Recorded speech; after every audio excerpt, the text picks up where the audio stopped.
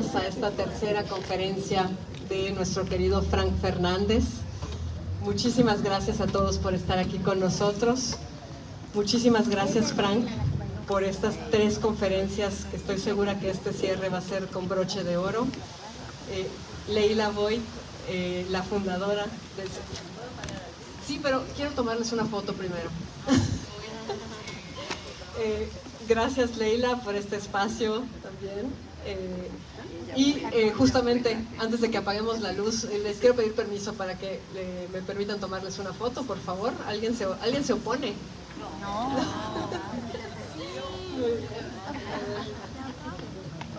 Leila, ¿te puedes poner en la foto también? Ahí.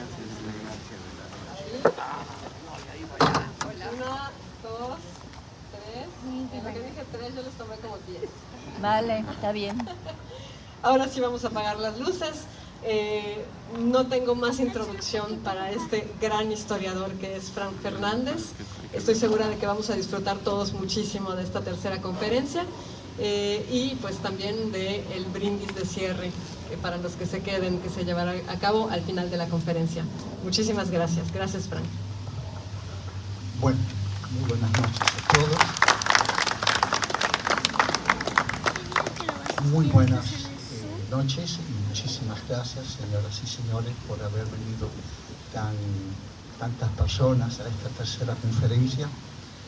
Las 3 conferencias fueron sobre 3 mujeres, todas muy diferentes. Y esta específicamente no es sobre una mujer, sobre un objeto, pero que está vinculado directamente con 2, 3 mujeres. Yo a ustedes les estoy muy agradecido al Centro Cultural La Cúpula, que por tercera vez esta noche me abre las puertas. Estoy muy agradecido a Leila Voigt, que es la presidenta.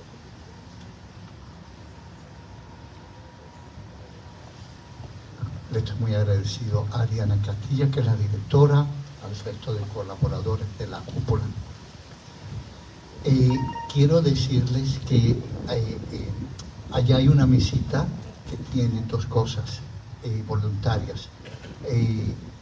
Si alguien al terminar desea dejar algún billetito para contribuir con las horas extras de las personas, de los empleados de la cúpula que están trabajando en horas extras, y también está mi libro para aquel que no lo tenga y lo quiera comprar, pues siempre está todavía a su disposición. Ya estoy preparando, al menos mentalmente, las próximas conferencias. Les puedo decir, Malena, te lo anuncio, no van a ser sobre historias como he estado acostumbrado a hacer, van a ser sobre arte, y de todas formas vinculadas a la historia. Quiero hacer la historia del Renacimiento, quiero hacer la historia del Barroco, y quiero hacer la historia del Art Nouveau, pero eso ya será más adelante. Hoy, como siempre, yo les quiero presentar un aspecto general de la situación que se estaba viviendo en Francia, porque este asunto del robo del collar fue en Francia. Se le llama de la reina porque se involucró injustamente, subrayo, a María Antonieta. Y también hablaremos por qué esta mujer fue injustamente inculpada de este robo. Francia no había participado en el poco tiempo que hacía que estaba en el reino Luis XVI en ninguna guerra de importancia. Sí había participado en guerras, pero no como las de Luis XV y de Luis XVI, que esas sí fueron grandes guerras. Sin embargo, del otro lado del charco, del otro lado del Atlántico, se estaba produciendo durante el reinado de Luis XVI un evento muy importante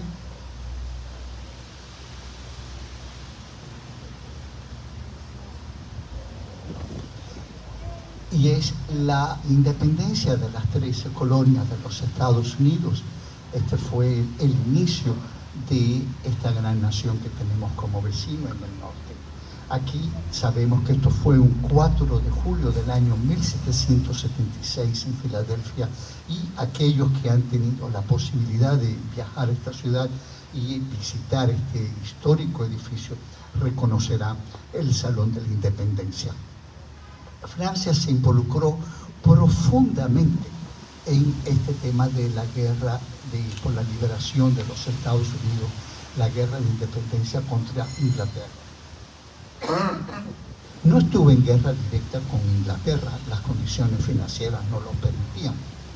Sin embargo, habiendo salido Francia perdedora de la gran guerra precedente, que fue la guerra de los 7 años, siempre que hago referencia a ella, y siendo yo habanero, digo que fue la primera, realmente la primera guerra mundial, porque todos los países de Europa en aquel momento de una u otra forma participaron, y también sus posesiones. Fue en el momento en que La Habana fue tomada y perteneció durante 9 meses a Inglaterra.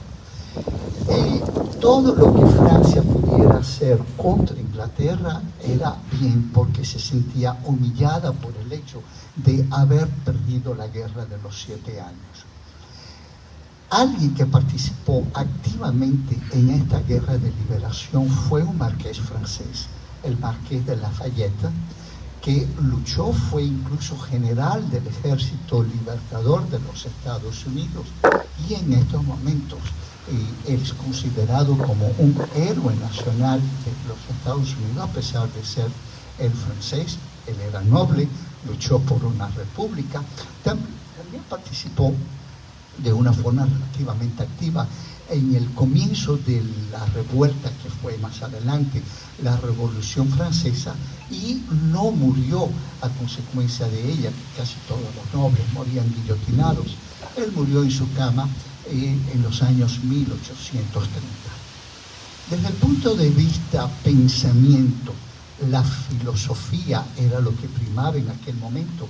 Ya hemos hablado de la Ilustración, de la época del pensamiento de la luz. Estos filósofos abogaban por una nueva posición del hombre frente al hombre, del hombre dentro del universo, y sobre todo del hombre ante la autoridad. Aquí yo les traigo una imagen del que posiblemente sea el más importante de todos estos filósofos, que es el Voltaire. Él estaba en contra de la autoridad, sobre todo de una autoridad autocrática, pero eso no le impedía ser amigo epistolar de grandes coronas del momento. Él era muy amigo epistolar de la emperatriz María Teresa de Austria, de la que hablaremos bastante más adelante.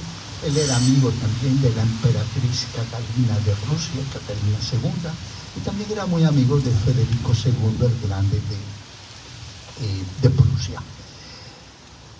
He dicho también ya en la conferencia pasada que este movimiento de la Ilustración influyó notablemente, fue uno de los principales ingredientes que fueron necesarios para que pocos años más tarde de esta historia, en el año 1789, se produjera la Revolución Francesa. También les dije durante la conferencia pasada que los gustos estéticos estaban precisamente cambiando en este momento. Se estaba muriendo el barroco con todas sus ramas, y estaba entrando un nuevo movimiento que aún no tenía un nombre y que se llama el neoclasicismo. Se inspiró profundamente en los conceptos, los preceptos, el arte de los antiguos greco-romanos. En la música, que fue uno de los aspectos del arte donde profundamente intervino el neoclasicismo, podemos conocer a Christoph Willibald Gluck. Él no fue muy prolífero, él era de tierras alemanas. Alemania como tal, como país, no existía todavía para esta época, era un conjunto, un reguero de reinos y de condados y de principados, etc. Él compuso sobre todo óperas, pero fue uno de los grandes iniciadores del movimiento neoclásico en la historia. La vez pasada yo le puse una obra que era fue la obertura de una ópera en la que escuchábamos una música recargada, sonidos polifónicos todos los instrumentos tocando cada uno por su lado, que era la música barroca. Y ya en los años en que se produce toda esta historia del collar, pues ya el neoclasicismo de plano había entrado en la música.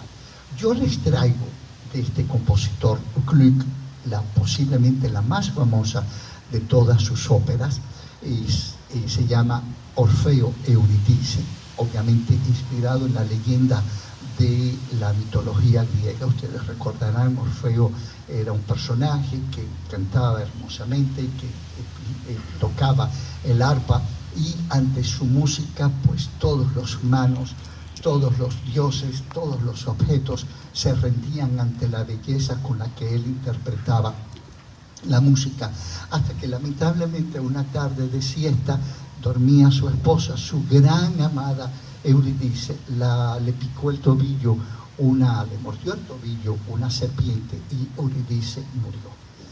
Fue tanto el dolor que sintió este personaje que ya aquella música que deleitaba estrictamente a todos, las montañas se desplazaban, los ríos salían de su cauce para acercarse a Orfeo y escuchar su canto.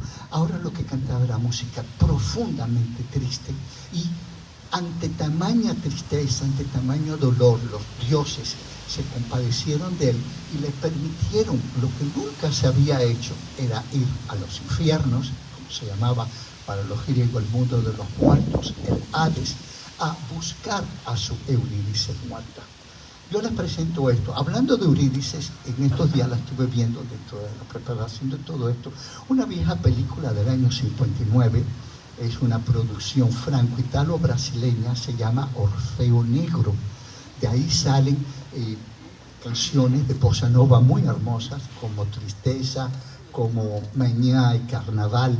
Se las recomiendo, está en YouTube, y se inspira también en la historia de Orfeo, pero en nuestros días, bueno, en el año 59, en las favelas de Río y en la época de Carnaval. Pero bueno, sin más dilación vamos a escuchar lo que yo les traigo para que ustedes vean cómo la música neoclásica, a diferencia de la barroca, es muy lineal, es muy pura, la melodía es muy sencilla, la utilización de los instrumentos es de una limpieza total.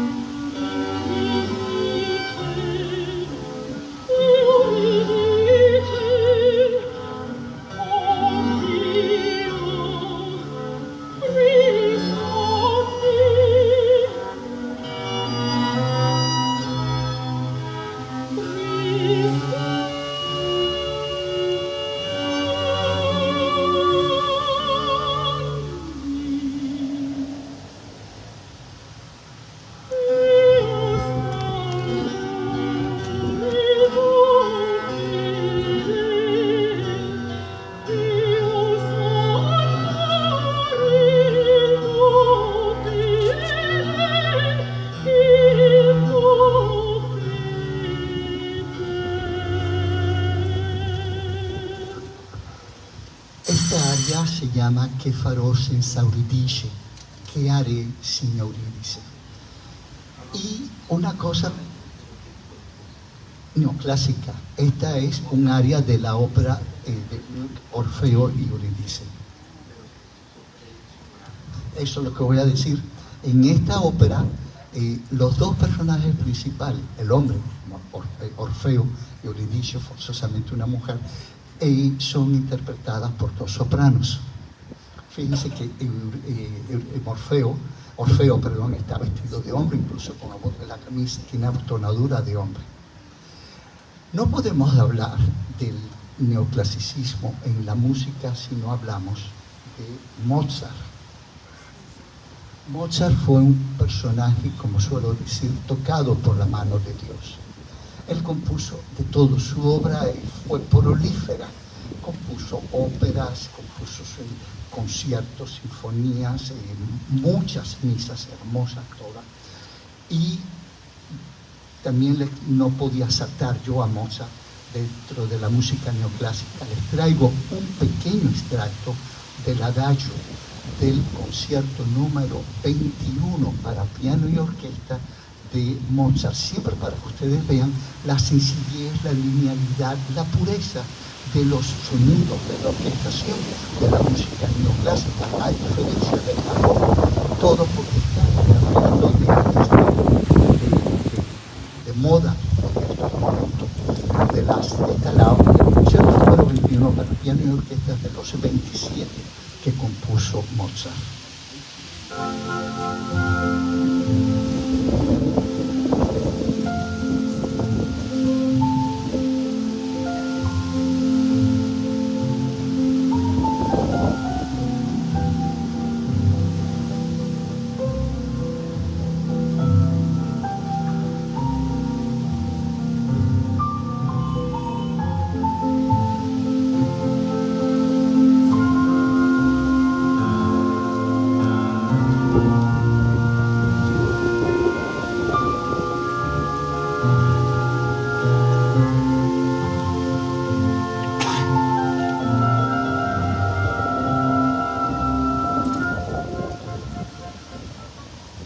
Cualquier melodía que hubiera traído yo de Mozart hubiera sido hermosa, porque este hombre fue tocado por la mano de Dios. En pintura se inspiraron mucho los pintores del momento en la reproducción de imágenes de la mitología. No olvidemos que el neoclasicismo se inspira en las culturas antiguas grecorromanas. Aquí yo les traigo un retrato que no es el caso de un personaje mitológico, todo lo contrario, es un personaje real, es María Teresa de Saboya, la princesa de Lamballe. Lo traigo para que ustedes vean, a pesar de todo, la pureza de la pincelada del pintor, y porque fue un personaje muy importante dentro de la vida de María Antonieta. La princesa de Lamballe junto con la duquesa de Polignac fueron dos grandes amigas de María Antonieta. En el momento de que se arma la revolución, la duquesa de Lamballe, la duquesa de Polignac decide huir. De hecho, después murió lamentándose no haber estado al lado de su amiga. Sin embargo, la princesa de Lamballe sí se quedó. Le cortaron horriblemente la cabeza y después la pusieron en una pica y se la mostraron a María Antonieta por una ventana. En cuanto a lo que es la orfebrería en general, la carpintería, estas sillas son estilo Luis XVI. A diferencia de estilos precedentes que ustedes podrán conocer, el Luis XV, el Luis XIV, Luis XIII, etc., verán que a pesar de todo son muebles muy sencillos. Las líneas son bastante puras. Y en cuanto a la moda, pues estamos saliendo del rococó, que era lo que se usaba, que es de hecho, ese estilo lo inventó la anterior amante de Luis XV, Madame de Pompadour. Aquí vemos a María Antonieta con un vestido, fíjense la cantidad de adornos. No hay más adornos porque ya no hay más espacio, los robarbum. Y vemos que ya al final de este momento la propia María Antonieta ya está cambiando de estilo de vestirse. Aquí el vestido es de una organza, ¿cierto? Un material, una tela bastante cara, pero vemos la sencillez de la ropa, a diferencia del...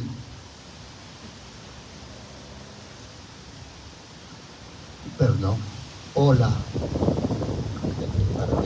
Perdón. Perdón, por favor.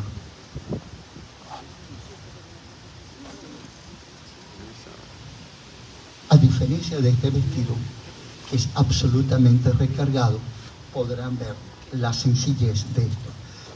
La madre de María Antonieta, María Teresa, la emperatriz de Austria, tuvo este cuadro y preguntaba por qué mi hija se ha pintado con la ropa de dormir, porque eso era lo que parecía. Les quiero explicar el por qué uno de los ingredientes principales para que se armara la Revolución Francesa, se dice, es que el precio del pan subió, pero en el mercado el precio de nada sube así, porque sí, siempre hay una razón. Subieron los precios del pan, no de todo, que era producido por la tierra, porque hubo en el año 1783, allá en la lejana Islandia, este volcán que se llama Laki hizo una erupción y esto produjo una pequeña glaciación en toda Europa.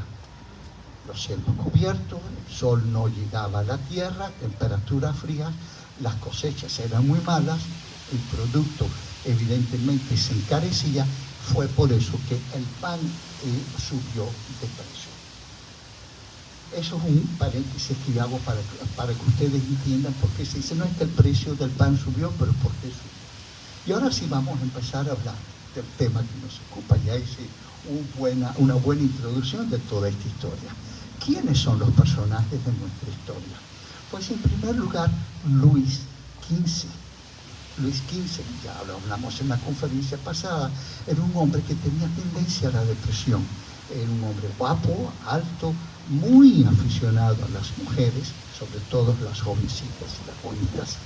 Y al final de su vida, él tuvo una amante de la que estuvo profundamente enamorado. Y fue Madame de Barry, Jeanne Becquet, era su nombre y apellido. Tan enamorado estaba, porque bueno, le llevaba 28 años, él tenía 53, cuando él la conoce, a los 53 años, en esta época un hombre ya era un hombre viejo, y cuando digo viejo hablo desde todos los puntos de vista, y cuando pasaron la primera noche juntos, esta señorita, Madame de Barry, que venía con muy buena escuela de las artes horizontales, pues él se enamoró perfectamente de esta mujer. Era un hombre enamorado, era un hombre rico, la colmaba de regalos, de todo tipo de regalos, y entre los regalos que le hizo fue una maravillosa obra de joyería. Aquí yo les traigo un retrato de Madame de Barry. Y sí que era una mujer hermosa. En la conferencia pasada expliqué cómo fue sus inicios, cómo fue que terminó en la guillotina. El rey le encargó a dos joyeros que se habían establecido en lo que en aquella época era la Place Louis le Grand, hoy en día la Plaza Vendôme, y sigue siendo también un lugar donde se encuentran todos los grandes joyeros, tienen ahí su boutique. Estos dos señores de tierras alemanas, el señor Puemer y el señor Bassange, habían sido joyeros titulares de la corte de Polonia, de la época en que Polonia fue reino. Y a ellos se dirigió Luis XV pidiéndoles un sublime collar.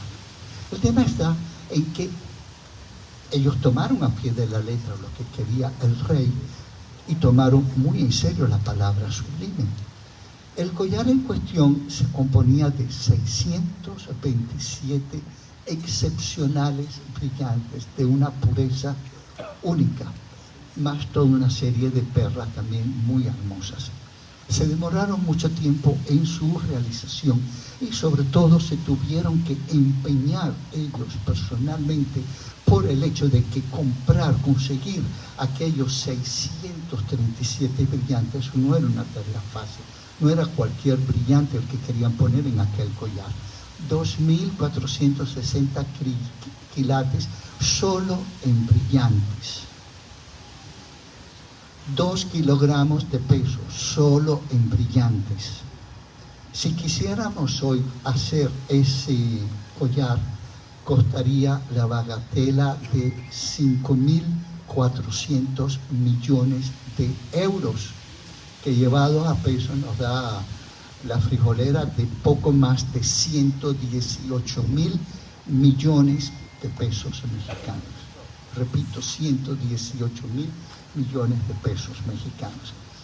El tema es que durante el tiempo en que estaban realizando este fabuloso collar, el rey se muere.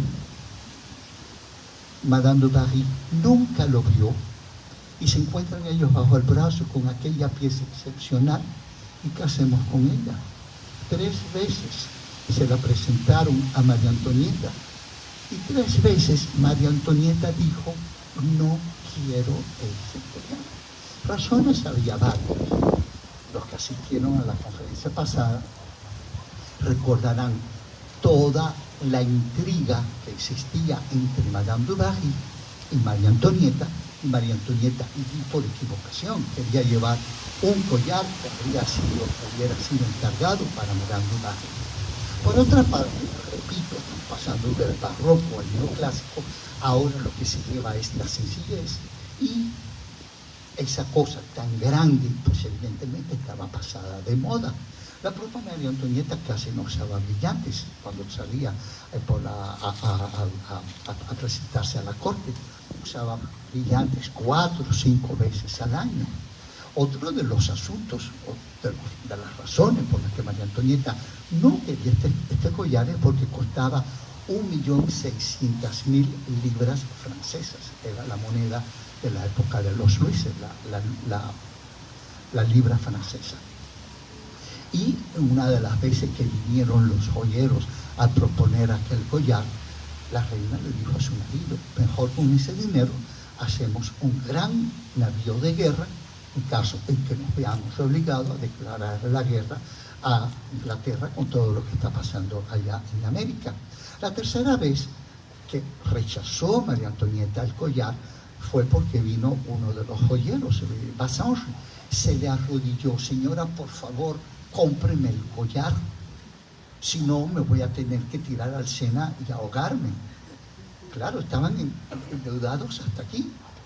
Y María Antonieta, muy fuerte, le ha dicho: no me hable más nunca de este collar, yo no lo quiero.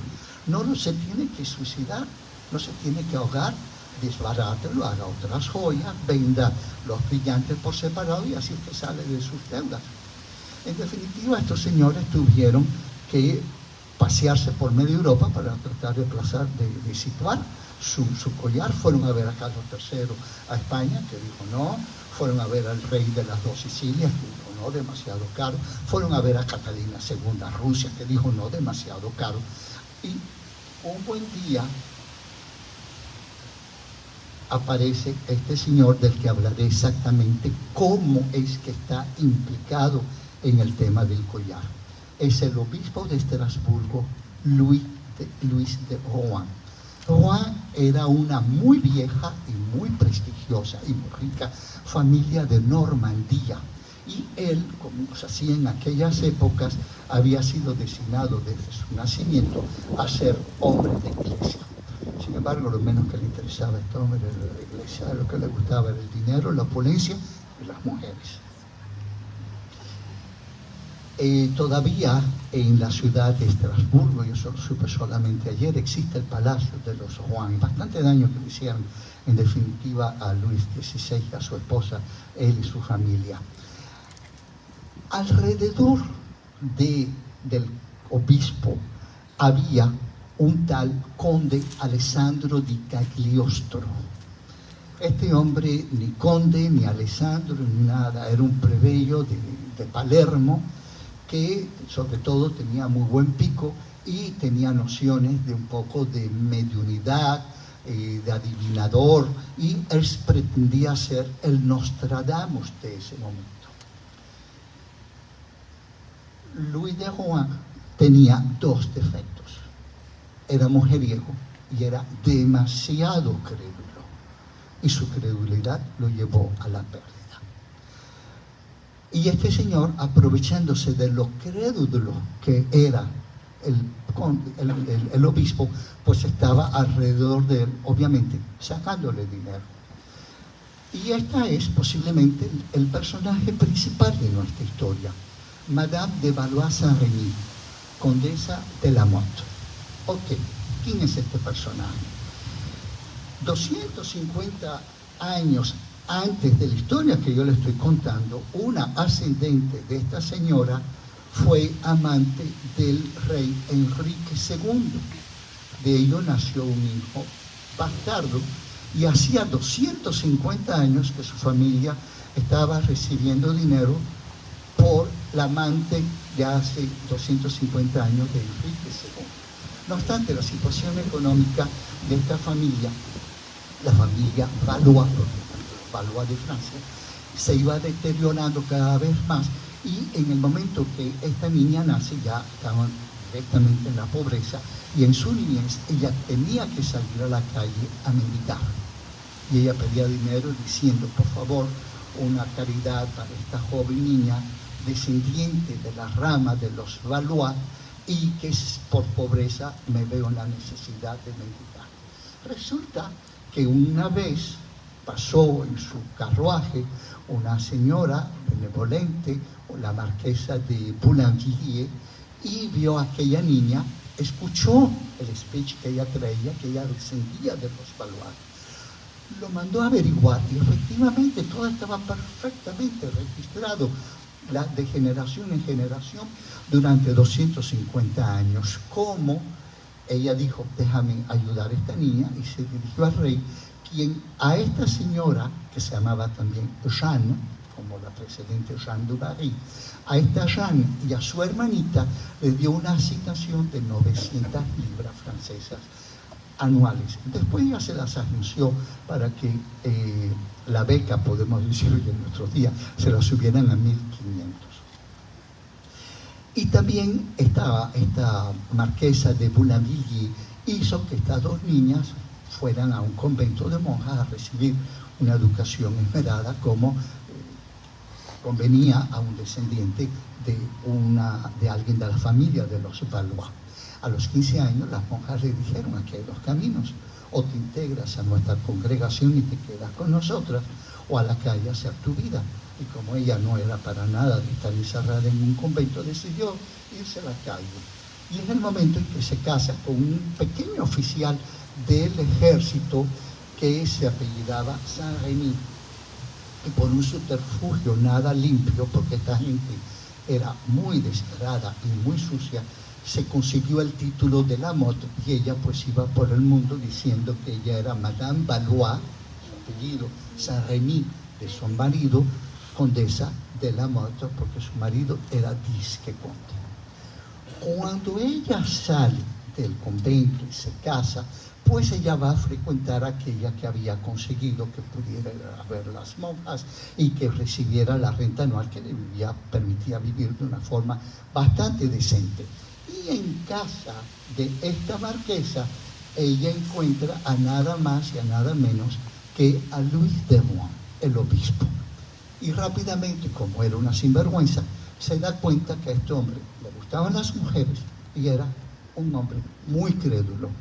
Y entonces lo primero que hizo fue convertirse en amante de este hombre. Les recuerdo que ya estaba casada, pero ya tenía un amante titular de apellido Villette.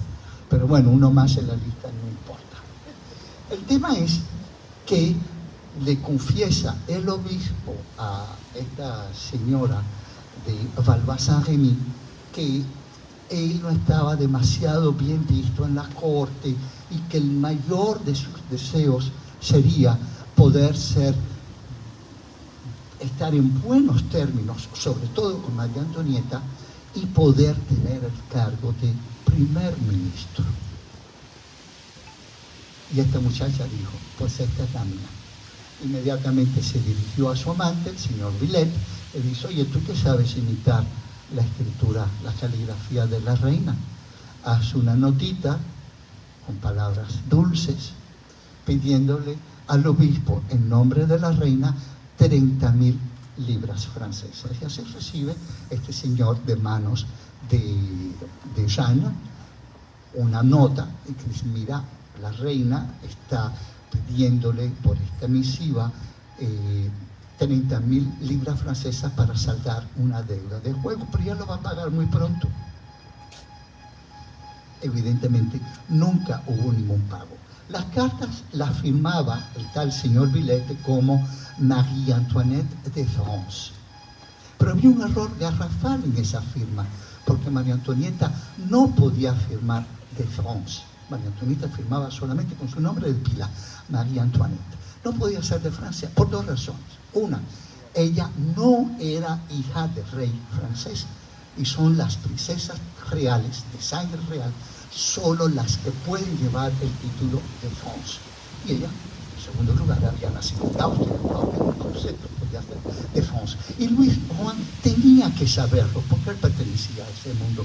Pero tan obnubilado estaba él, tan crédulo, repito, era este hombre, que inmediatamente, oh, qué bien, le voy a dar 30.000 libras francesas a la reina.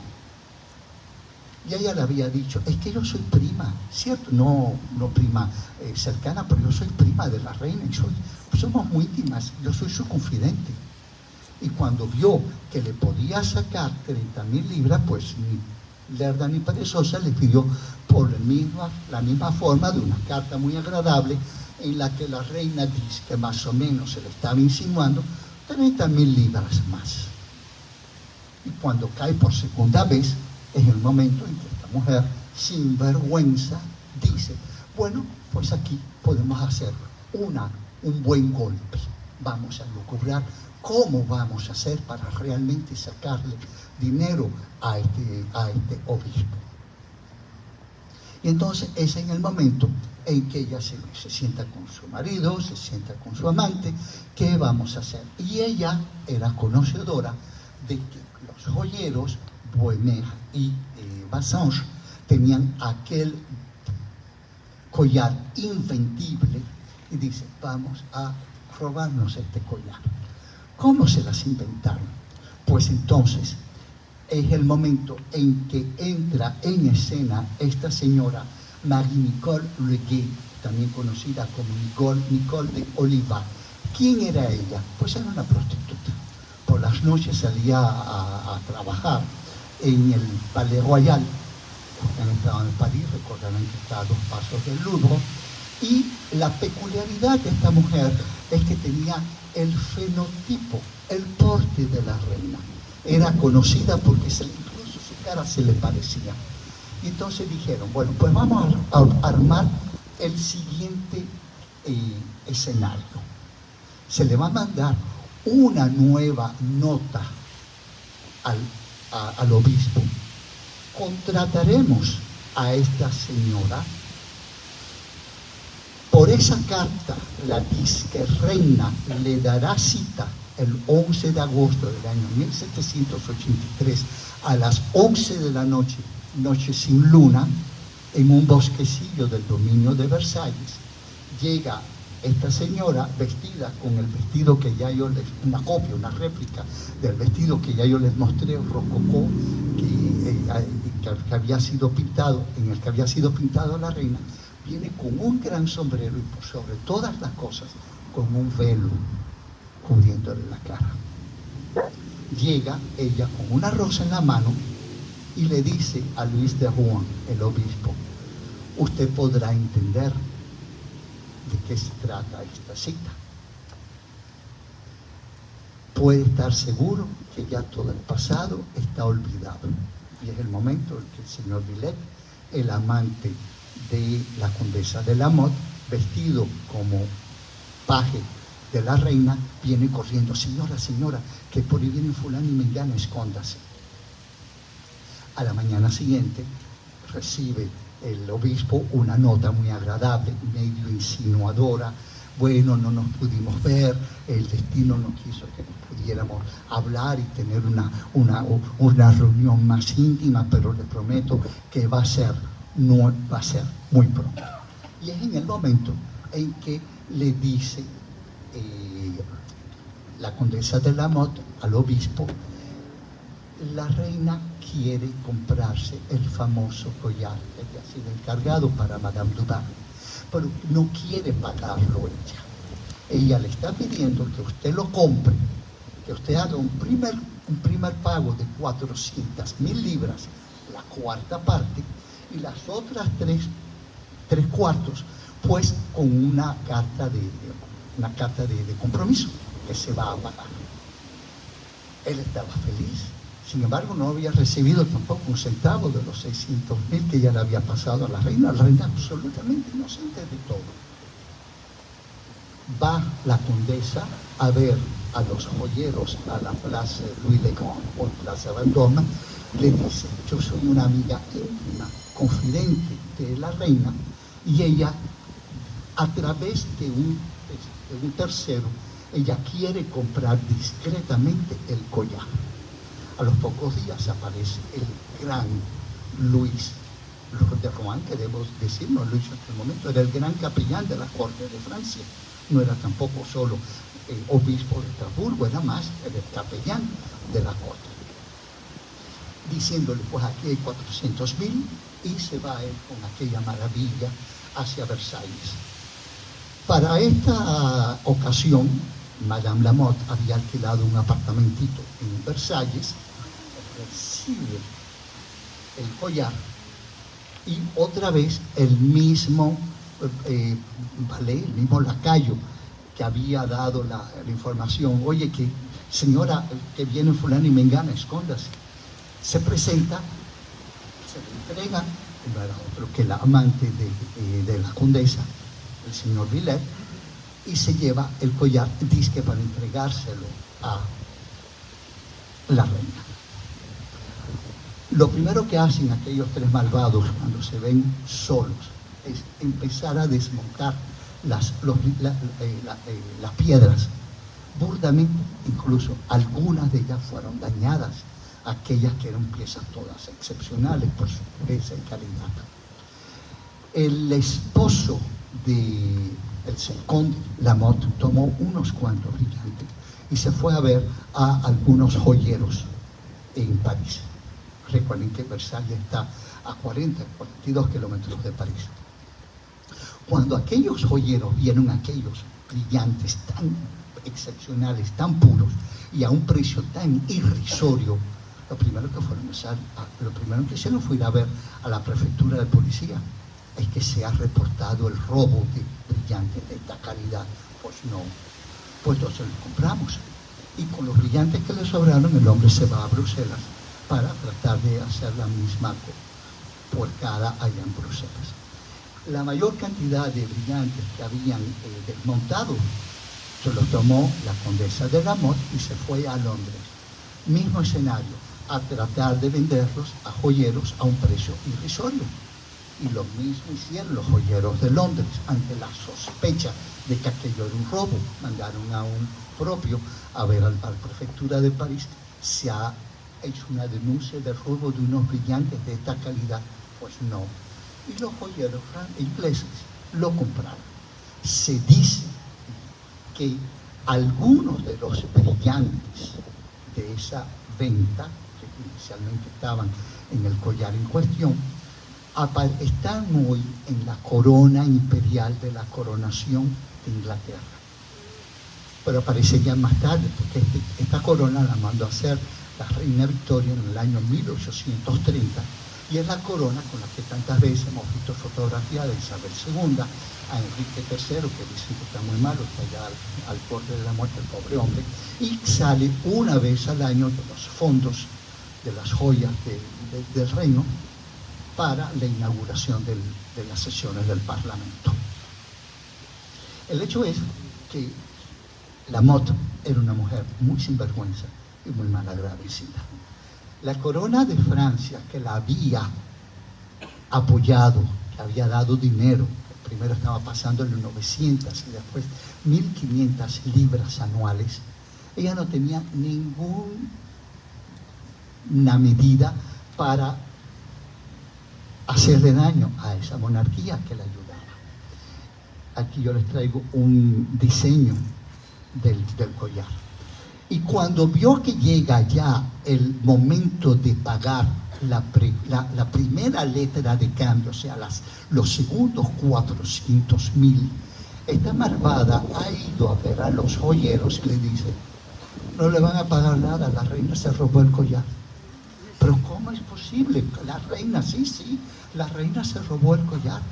Salen corriendo los joyeros a Versalles se reúne con Madame Campan, que era la primera dama de compañía de la reina. Si ustedes vieron la película que hicieron los americanos, muy bien hecha, lamentablemente la película no tuvo ningún éxito.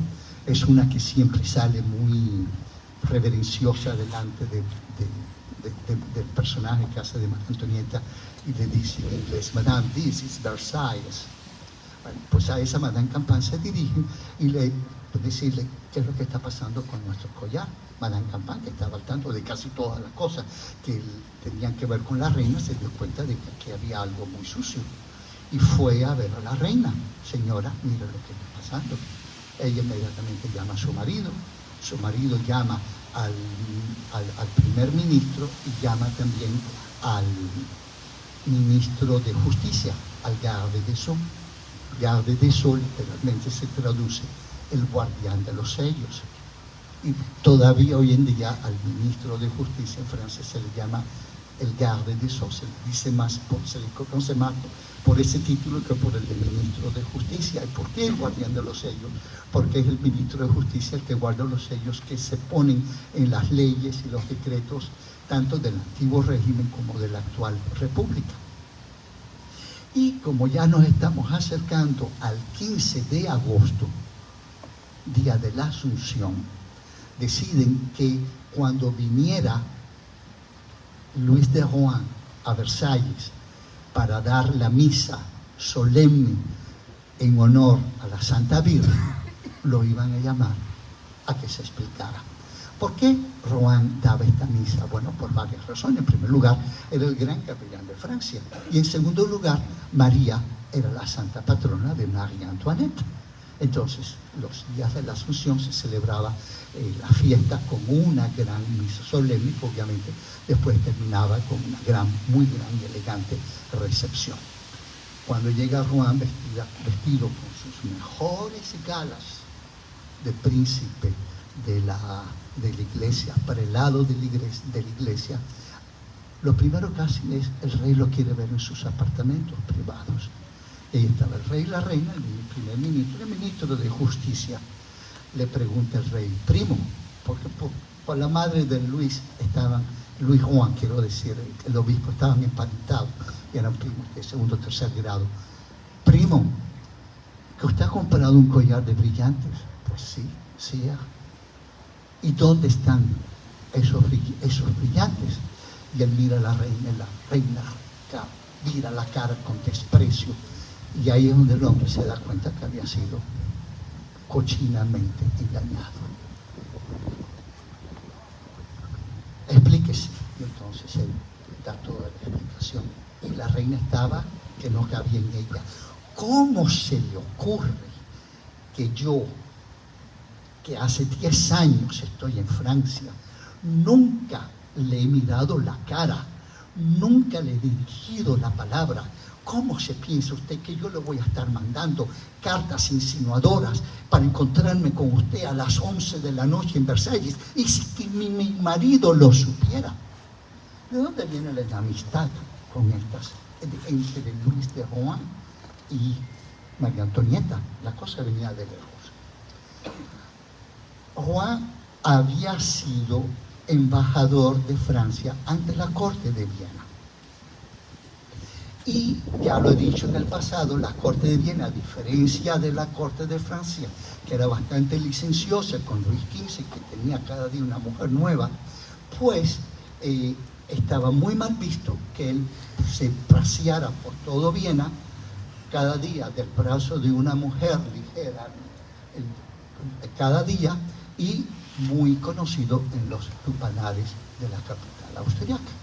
Eso era tremendamente mal visto. Daba unas fastuosas fiestas, organizaba unas muy elegantes cacerías, y todo esto vestido de civil. Él no llevaba su traje, pues no le gustaba.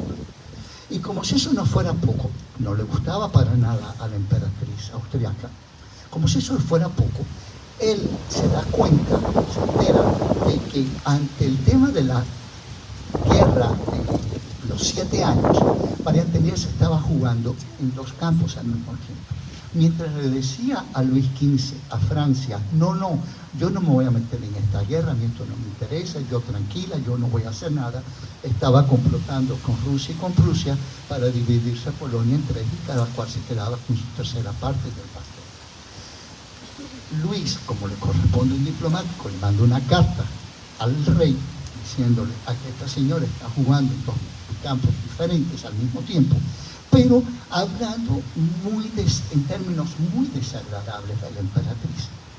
Lamentablemente esa carta no llega a manos de Luis XV, sino llega a manos de Madame du Barry, quien tuvo el mal tino de leerla en alta voz durante una cena.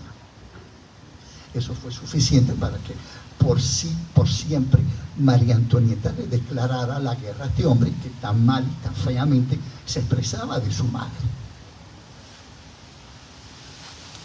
Cuando se termina de explicar el obispo de lo que había sucedido, le dice el rey, pues haga una declaración y déjelo todo por escrito. Mientras tanto, allá en el Salón de los Espejos, aquellos que han estado en Versalles podrán imaginarse la escena, aquel maravilloso salón inmenso y elegantísimo, hermoso, toda la corte francesa con sus mejores galas preguntando, pero ¿qué pasa? ¿Por qué se demoran? ¿Por qué no sale el rey? ¿Por qué no sale el obispo? ¿Por qué no sale la reina? ¿Qué está pasando? Cuando recibe el rey de manos del obispo su declaración por escrito, que sale, ya repito, vestido como gran prelado, gran príncipe de la iglesia, gran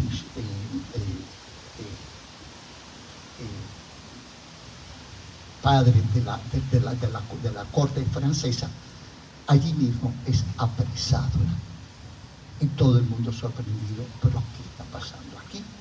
E inmediatamente lo embastillan, que era la palabra que se utilizaba. Embastillar quiere decir mandar a la gente a la Bastilla. Y esto lo había pedido directamente María Antonieta, porque estaba profundamente ofendida. Esto es lesa majestad. ¿Y si es lesa majestad? Porque está ofendiendo a la figura, al honor de la reina. El hecho es que toda la corte francesa, todos los nobles que estaban allí, cerraron filas detrás del obispo. Y esa noche, durante las festividades, la reina, por la frialdad de todo el mundo, incluso de sus amigos, se dio cuenta de que había actuado mal, de que le había salido mal la historia, y que todo el mundo creía que ella había sido la que había robado.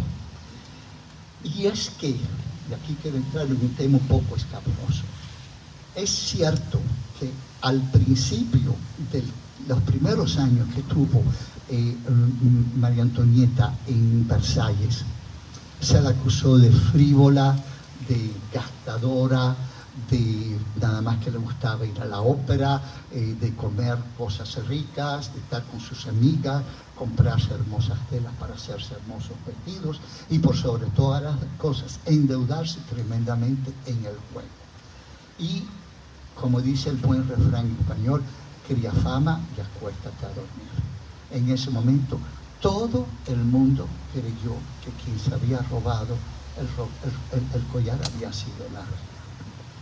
Pero debemos ponernos en los zapatos de esta mujer. En primer lugar, ella fue la última de los hija de los emperadores de Austria. La número 2 no fue realmente preparada para ser una reina importante, menos de un reino de la importancia de Francia. Eso fue un golpe de suerte de la historia.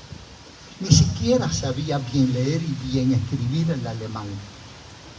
Cuando llega a Versalles se encuentra que ella tenía 14 años, su marido, el Delfín, con la que la casaron inmediatamente, tenía 16, y aquel muchachito, la primera noche de boda, nada, ni la segunda, ni al mes siguiente, ni al año siguiente, y así estuvieron 8 años sin que se consumara aquel matrimonio.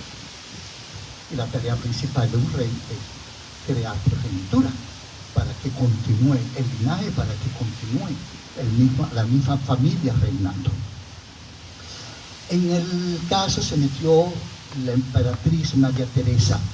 Tienes que sacar a tu marido, pero no tampoco demasiado, para que no se crea que tú eres una cualquiera. El hermano, que más tarde sería emperador de Austria, vino a ver personalmente qué es lo que estaba pasando. Se metió el Papa, se metió Luis XV, el que sabía tanto de mujeres, revisó al nieto qué es lo que está pasando, todo se veía normal. Mandó a buscar al doctor titular del rey para que revisara, todo se veía normal. Pero no era normal, había una condición que es más frecuente de lo que uno puede creer, que se llama fimosis. ¿Qué cosa es la fimosis? La fimosis es una condición, voy a hablar del sexo masculino, del órgano.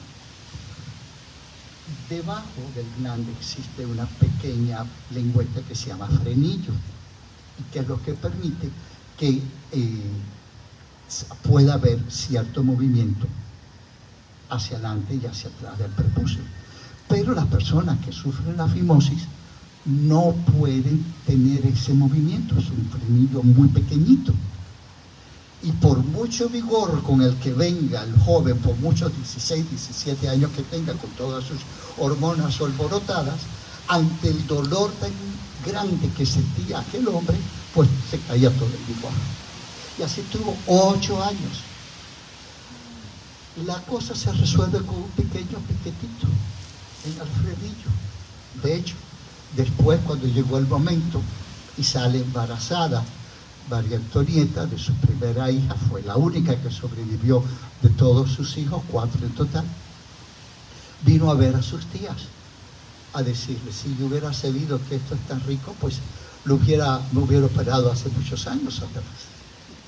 Por eso es que María Antonieta tenía ese comportamiento tan frívolo, porque era una mujer joven, hermosa, que lo tenía todo, pero insatisfecha. Se le adjudican amantes. Se dice que la duquesa de Polignac, de la que he hecho una de sus descendientes, vive en Mérida, la conocemos, que había sido su amante, que la princesa de Lamballe había sido su amante. Todo parece indicar que son habladurías contra la reina, que el conde Axel de Suecia también había sido su amante. Ciertas cartas muy melosas, pero también era la forma de escribir del momento. El hecho es que todo el mundo consideró que ella era la responsable. El rey manda un emisario a la Bastilla para encontrarse con el obispo Rohan y decirle: aquí hay 2 posibilidades. O yo lo juzgo personalmente como rey en privado, con las puertas cerradas, o esto se hace un juicio ante el Parlamento de París. Y el otro, astuto, dice: bueno, pues que sea con el Parlamento de París que se me juzgue. Como todo el mundo consideraba que la reina era la ladrona, obviamente mayoritariamente los miembros del parlamentario votaron por absolver al obispo. Solo lo condenaron a pagar el dinero que le debía a los joyeros. Los derechohabientes de Luis de Rohan le estuvieron pagando mensualidades a los descendientes de los joyeros para saldar aquella deuda hasta el año 1881. Durante 98 años se estuvo pagando aquella deuda, que se dice pronto, 98 años. Pero salió absuelto. Madame Lamotte sí se consideró culpable. Ella había confesado que ella era la amante del obispo, pero nada más. Ella para nada decía que era amante, pero era muy obvio que había sido ella la ladrona, porque los joyeros atestiguaron que ella había sido la que había venido a verlo, y en 2 ocasiones. La condenaron a la cárcel a perpetuidad. Llega a la cárcel de mujeres de París de la época, la Salpêtrière, que hoy en día es un hospital, la Pitié-Salpêtrière. Y lo primero que le hacen es darle de latigazos, porque fue uno de los castigos que recibió. El segundo, que en cada hombro se le pusiera con hierro candente una V, de voleuse, que en francés es ladrona. Le pusieron la V en el hombro izquierdo pero en el derecho aquella mujer se retorcía tanto y gritaba y se movía y todo, que finalmente donde vinieron a ponerle el segundo hierro caliente fue en su seno derecho. La amante finalmente estuvo presa y en un momento determinado logró escaparse. Huyó a Londres, donde continuó con su estilo de vida de estafadora, y un día, ante la puerta de su apartamento en un primer piso, estaban los acreedores, y ella, para escaparse de los acreedores, saltó por la ventana, se fracturó las piernas, se infectaron las heridas, y fue de eso que murió la señora estafadora Lamotte. El esposo de ella huyó a Bruselas, donde no se pudo traer. El amante, el señor Villet, pidió asilo político en Londres y después se fue a refugiar a Venecia, donde escribió un libro de toda esta historia. Evidentemente, según su salsa, según su prisma, la ladrona sigue siendo María Antonieta. Y la prostituta que habían contratado, que también se había ido con su amante titular a Bruselas, mientras tanto ella había tenido un hijo, el señor, es requerida por el tribunal, se presenta ante el tribunal en París, viene con el bebé en brazos, causa pena y queda absuelta. Y es así como a menos de 3 años de que se produzca el asalto a la Bastilla, aquel 14 de julio de 1789, fue que María Antonieta entendió lo que le había costado, tanto para la opinión pública como para el resto de la nobleza francesa, el hecho de haber sido tan frívola durante todos los primeros años que ella estuvo, primero como princesa y después como reina. Y esto nada más que fue una prefiguración de lo que vendría más adelante, que fueron los horrores de la Revolución Francesa, en la que primero falleció el rey guillotinado y una temporada después pues falleció ella. Es así como yo termino mi historia del robo del collar de la reina. Nunca se encontró aquel collar, evidentemente. Cada pieza tomó las de Villadiego. Sin embargo, por los dibujos y los esquemas que existían, sí se han hecho 2 o 3 réplicas. Supongo yo que no con tan maravillosos diamantes, ¿no? Pero sí existen 2 réplicas. Cada sábado me pueden ustedes leer en la sección imagen del diario de Yucatán, que ya tengo un espacio desde hace ya prácticamente 10 años. También me pueden leer en el periódico Siglo XXI de Guatemala.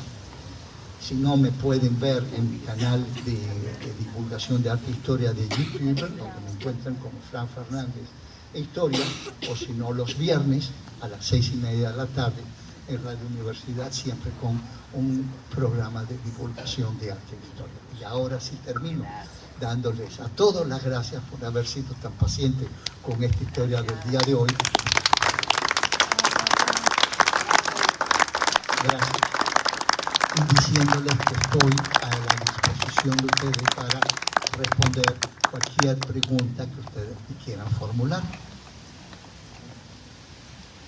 Adelante, Rafael. Posteriormente de la Revolución Francesa, en Versalles se hace una subasta de todo el contenido de lo que existía entre los bienes personales y mobiliario del castillo de Versalles. Es cierto. Actualmente puedes visitarlo y hay mobiliario que se presume ser el original, como es el edredón de María Antonieta, que puede encontrar. Muchas cosas se subastaron, efectivamente. Exacto. Pero ¿qué tan verídico es el origen o el que esas piezas puedan hoy encontrarse aún? Bueno, podemos entender que esos muebles fundamentalmente no eran cualquier mueble. eran piezas de un enorme valor, y obviamente cuando se subasta pues se sabe que se vende al señor fulano de tal, y después a partir del momento en que se le vende al señor fulano de tal, pues podemos llevar la traza de la historia del mueble. Muchos de ellos de una u otra forma han sido recuperados. Y si se sabe, y si se dice en Versalles que esto perteneció al palacio antes de la Revolución, es porque se ha podido llevar la historia del mueble en cuestión, y por eso es que se ha invertido y se ha comprado. Lo que nadie puede garantizar que se encuentre en el lugar que estaba anteriormente, a no ser algunos empleados, que no sé, no lo sé. El Versalles después de esta venta estuvo absolutamente abandonado, pero no duró muchos años porque ya se instaló después Napoleón. Otra pregunta, por favor. Disculpe, señor Fernández, el obispo de Rohan no eventualmente debe ser cardenal. No lo sé, y supongo que no.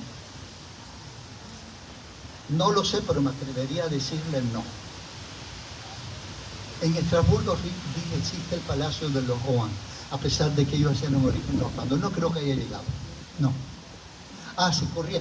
La comedilla de París en ese momento, tan enemistado estaban la gente contra la reina y tan a favor del obispo, decían, la Santa Sede lo vistió de rojo, el rey lo ensució de negro y el Parlamento lo absolvió y lo declaró blanco. O sea que había pasado de rojo a negro y a blanco. Manolo. Lo que es impresionante es la ignorancia que puede existir en ese tiempo de no poder reconocer el problema de la fimosis. Algo tan absurdo que no podría creerse. Ignorancia por parte de la esposa, por parte de él, por parte de los médicos de la corte. ¿Cómo es posible que eso creciera a 8 años? Es que un médico no tocaba a su paciente. Poco, bueno, no tampoco, pero 2 reyes antes, Luis XIV tuvo el problema de la fístula. Y ahí estaban los doctores viendo toda la operación. Un doctor no tocaba la sangre. El que operó la fístula fue el dentista.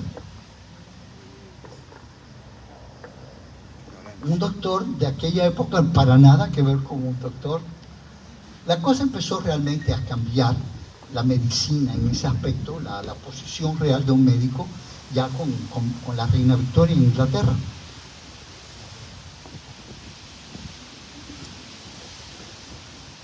¿Más preguntas? Yo quisiera preguntar, Burla, ¿dónde se cree que están las réplicas del collar? No conozco el nombre. Hay una de ellas está en un castillo, pero hay tantos, de Francia. Y el segundo no sé, ni recuerdo dónde está. No le puedo responder, pero si lo desea yo lo averiguo y se lo mando a decir. Pero sí se pueden visitar. ¿Más preguntas? Pues señoras y señores, una vez muchísimas. Quiero dar próximas conferencias. Estoy todavía en el proceso de dónde. Pero me quiero de alguna manera alejar de la historia. Me quiero alejar de la historia en la medida en que quiero meterme más en la parte del arte. Quiero hacer la historia o sea, no me escapo de la historia. La historia del Renacimiento, la historia del Barroco y la historia del Art Nouveau. Pero ya será todo el mundo avisado, ya se dará cuando yo haya logrado el lugar donde daré las conferencias. Señoras y señores, muchísimas gracias por haber venido y habernos acompañado esta noche.